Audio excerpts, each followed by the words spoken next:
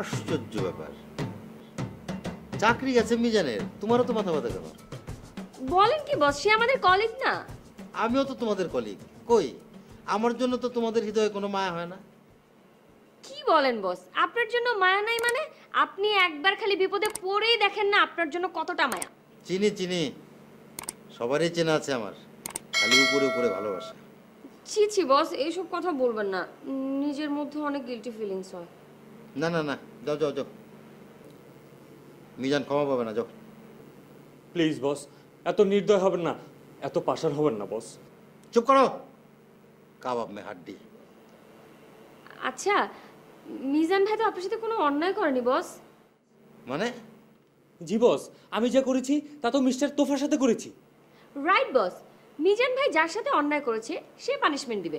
আপনি শুধু শুধু এসব ঝামেলার মধ্যে কেন জড়াচ্ছেন বস? না না না না, তোফা ভীষণ মাইন্ড করেছে, ভীষণ।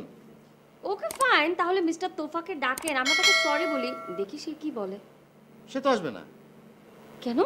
কারণ এই অফিসে সে পদে পদে অপমানিত হয়েছে, এই অফিসে আর কোনোদিন সে আসবে না।